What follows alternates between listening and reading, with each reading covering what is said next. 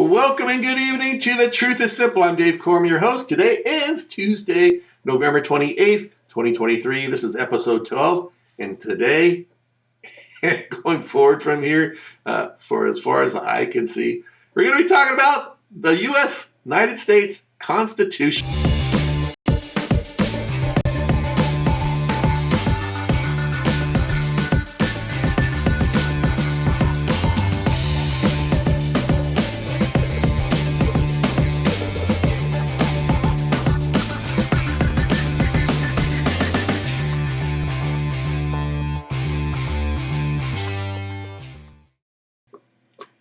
So it's all about the Constitution. We hear about it in the news today, especially certain amendments. The First Amendment, the Second Amendment are the big two stirring points of everything in the United States today. But what do you really know about the Constitution? As a teacher, I think I need to educate you and bring you up to speed on what the Constitution is, what it says, and the truths and the falsalities, if that's a word, that are out there that are giving you the misconception of the truth of what the Constitution is. The United States Constitution was ratified by, I guess it would have been the Continental Congress at that time, representatives from the states, or the original 13 colonies, on September 17th, 1787. It took about almost 3 years for all the states, with Rhode Island being the last state to ratify the Constitution, making it pretty much the law of the land, and all states were in agreement. These are going to be the rules, the Constitution of the United States, on May 29th, 1790. So the original 7 articles of the Constitution contain the following items. Number 1 was the legislature, how it was made and set up. The 2 houses, have the House of Representatives, and then you have the Senate. Number 2, the second article, is the executive branch. Number 3 is the judicial branch. Number 4 is the relationship between the states. So how were all these independent states, i.e. countries, or e.g. countries, which they were at that time, separate countries, coming together to formalize and become one nation, under God, indivisible, with liberty and justice for all. And the Pledge of Allegiance is not part of the Constitution. But how to set up the relationship between the states and how they would organize and work together in the government setting. Number 5 is amending the Constitution. So we have all these various amendments, as you remember, the First Amendment, the Second Amendment, the Third, Fourth, Fifth, Sixth, all these amendments. There's currently 27 amendments into the Constitution of the United States, the original Constitution with the 7 articles. Number 6 is the supreme law of the land. So it basically says, if the Constitution talks about it, this becomes the law of the land over any and all states. So the state can make its rules and regulations, but they cannot conflict with the United States Constitution. So that makes this the supreme law of the land. And number 7, ratification not only of the original articles of the Constitution, but any amendments that got added. How does that happen, and how do they become part of the Constitution? So we had 27 amendments so far. The first 10 got ratified on December 15th, 1791. So those 10 articles, or 10 amendments, became part of the land as of December 15th, 1791. And here are those articles. Or the first article we're going to talk about, or the First Amendment, rather, we're going to talk about is the First Amendment. Now, as I looked at this and started to develop up this vlog, this podcast, or whatever you want to call it today, I looked at it and said, wow, this is a lot.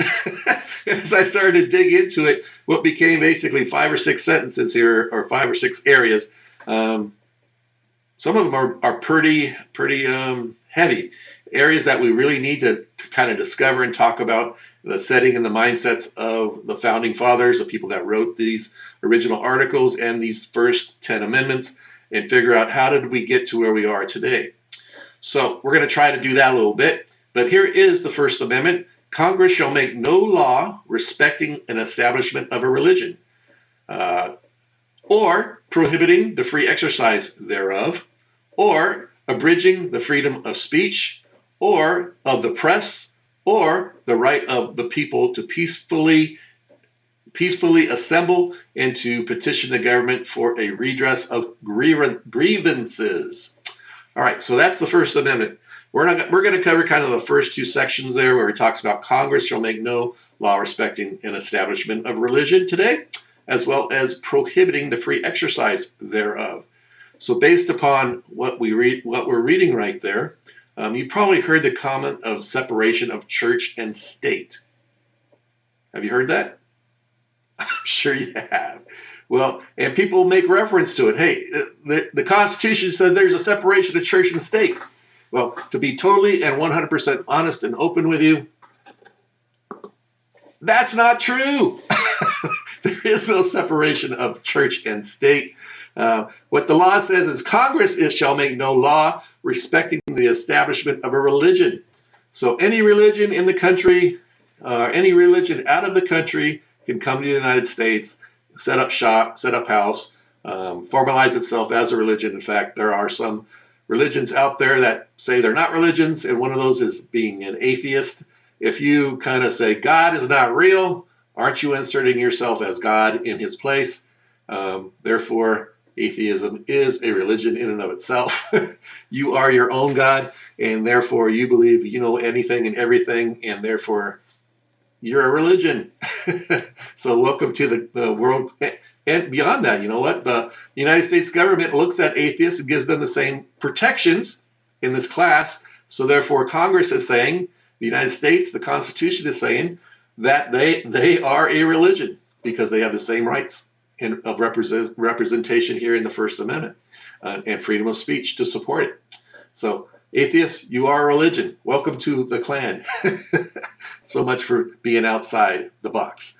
But that came from the conversation of separation of church and state actually came as a result of a letter that was written to Thomas Jefferson, the third president of the United States, by the Danbury Baptist Church in Connecticut.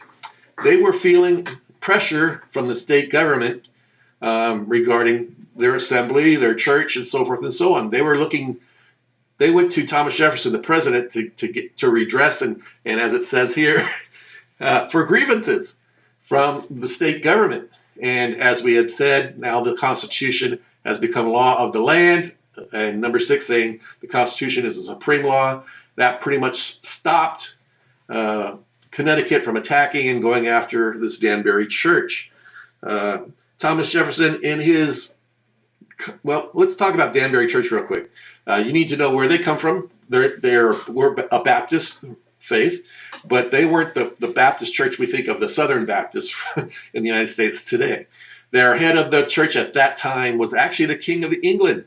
So if you're a new state and you just have a Revolutionary War that you just won, and you have a method or a way for the King of England to break his way back into your state and to in a mean or a manner separate you from your new country as the United States or from England, what would you do? You'd probably want to get rid of them, right? So that was the idea by Connecticut trying to get rid of or going after this Baptist church, the Danbury Baptist Church in Connecticut. So with that said, Thomas Jefferson wrote a letter back to the church in 1802, and he said basically to them, there is a separation of the church and the state, meaning at that time, if you are a follower and your head is the King of England, we don't want you to have the ability to come into the government and then redress this, or the state of Connecticut, and bring it back under the British Crown. So he was telling them, we're separating the two we're putting a little wall. We're separating religion from the state and the state from religion, and we don't want you to be able to go into the government and change it back to a British colony. All right, so that's what he basically said in the letter, where the words separation of church and state come from. Again, there is nothing, I say again, nothing in the Constitution that says there's a separation of church and state. In fact, if you read the First Amendment, Congress, not the church, Congress, not the people, Congress shall make no law respecting an establishment of religion. So any religion can formalize in the United States. If you say I'm a religious, you get your 501c corporation saying that you're not taxable because you're a religious organization, like so many have, and probably you can name a few: Jehovah's Witnesses, the Catholics, the Muslims, the Hindi, the Hebrews, the Church of Scientology, Jehovah's Witnesses, all these different churches. They're all churches within the country. I think there's an atheist head of state too somewhere in the country that runs some kind of organization. That therefore they're the same, right? So Congress shall make no law respecting the establishment of religion. So there's not going to be one specific religion in this country. If you go to most Muslim countries, you can't have Christianity is looked down upon. You can't, unless you do it secretly or do it under the guise of hiding somewhere in a house or somewhere else. You can't openly profess your Christianity. Same with probably Jews in a lot of Arab countries. If you go to China, communist countries, they basically axe all religions. China doesn't have a formalized religion. If you can, the Uyghurs right now, they're all being arrested. They're a Muslim sect being arrested and put in concentration camps or prisons. Same with Christians. If they find you there and you're challenging the Communist Party, they'll lock you up, put you away the same. So depending on what countries you're in, their government's their religion. And in fact, during this time when the Constitution was written, the King of England was and still is to this day basically the Protestant Church, which was formulated by the King Henry VIII in 1530 as the Church of England. He is the king there, is still the head of the church in England. Or yeah, King Charles. He's the head of the church today. As you look through history, this is not uncommon for religions to kind of break off or shoot off from various religions and so forth. In Europe, back from the early Roman Empire through the probably 17 when where is he? Martin Luther in 1517 started Lutheranism and the Protestant Church in Germany. He was a Catholic Augustinian priest who said, I don't like the traditions and everything the way the Catholic Church is going, therefore I'm going to start something else. And he started the Protestant revolution of Christianity in Germany. Let's look at Joseph Smith, if you know who he is. He started the Jesus of Latter-day Saints, the Mormon sect, in 1830 in the United States here, with 6 others in New York. So that's where the Mormons came from. We talked about King Henry, talked about Martin Luther. Jehovah's Witnesses, 1870, by a fellow named Charles Taze Russell. Ron Hubbard, 1954, the Church of Scientology. What else? Joseph Smith, we already talked about him. So what about Thomas Jefferson? He was one of the authors of the Declaration of Independence. What faith and background and religion was he? Well, he would what we would call a deist. And a deist is somebody who rejects Christian doctrine and is revealed, which is revealed by his rewriting of the New Testament. And if you look at the Jefferson Bible, there is such a thing, the Jefferson Bible. It's 82 pages, and it's composed of basically parts of the New Testament in the Bible. So Jefferson decided, you know what? I don't believe in Jesus' dying and resurrection. I don't believe he was an immaculate conception. I think he was a real person. I think he was a good man. I think he was a Christian, but he actually was a Jew. and he is nothing more than a prophet to probably Thomas Jefferson. He was not what Catholicism and what Christianity, the Protestant faith here, Lutheran Baptist Church in America, think Jesus is not the Savior. He was just somebody else that came in as a prophet. So that was Jefferson. He's not so much unlike Joseph Smith. He's not so much like Martin Luther. He's not so much like Charles Taze from Jehovah's Witness. He's not so much different than Ron Hubbard in the Church of Scientology. They all somewhat believe in God and Jesus and so forth and so on. They're versions of Christianity and Catholicism. But That's Thomas Jefferson. He's the same as one of those. He didn't start his own Jefferson faith, but he could have, because he wrote his own Bible, or condensed the Bible from the New Testament down to 82 pages. So that gives you a little history about Thomas Jefferson. You can see through much of the writings of the Declaration of Independence, the Constitution, you can see it's all fundamentally based upon English common law in Europe, European law, but mostly out of England. And that's where our foundations for this country have come from. Same with our Constitution and how it's set up. Some areas might have been taken from the Roman Empire, some might have been taken from the Greek Empire, and so forth, as far as democracy. But we are not a democracy. We are a representative type republic where we have elected officials through our legislature, our president, and then the judicial is appointed currently by the executive branch. So with that said, we kind of covered and knocked the head off of the First Amendment as far as respecting the establishment of religion or prohibiting the free exercise thereof. So the government can't really tell you on how to profess your faith. They can't. They shouldn't have. If you think of COVID in 2020, when they closed down a lot of the churches and started arresting pastors and priests and so forth for holding services, that was a violation of the Constitution. There is nothing in the Constitution that says anything except for when the health of the citizens of the country are in jeopardy, and they can make a law. They can make an amendment to the United States Constitution where they can insert that somewhere in there. And if they did, it becomes the law of the land, the supreme law of the land. But right now, what they did basically in 2020 with COVID was a violation of the First Amendment. The government violated the First Amendment. So with that said, we're done with this piece of the pie for the First Amendment and the Constitution.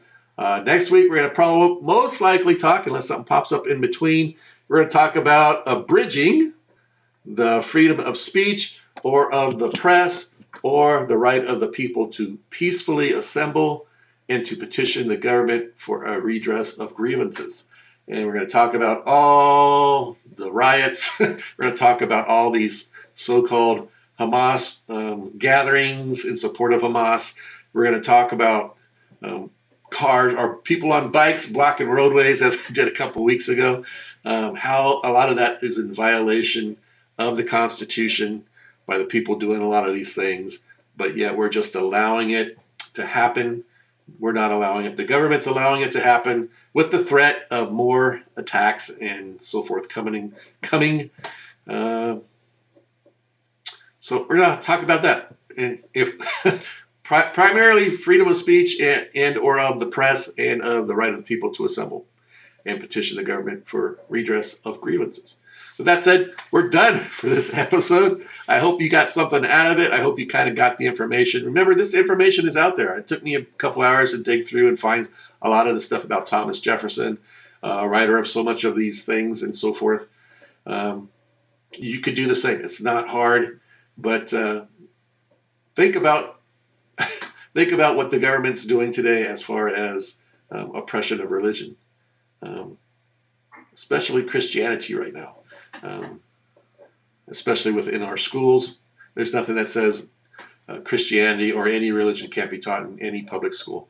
That's a choice by the people in that community through their elected school board, and not through some doctrine of the federal government or some national organization of teachers or local organization of teachers at the state level or city or district level.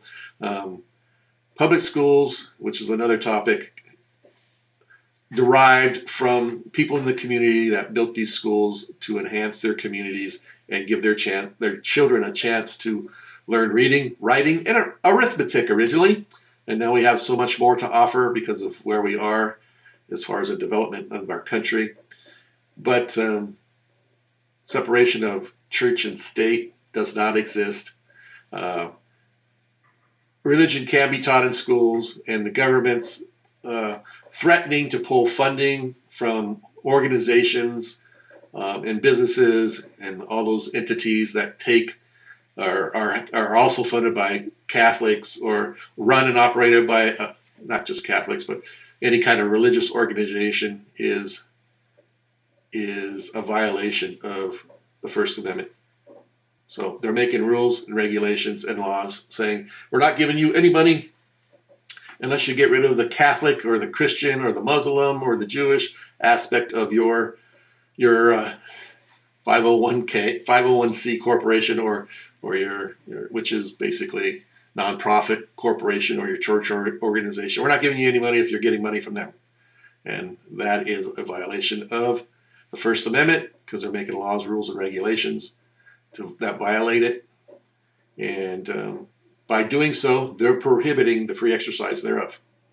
They are. With that said, welcome to the Constitution, the first part of it. We'll see you next week. Have a great day. Take care, and God bless.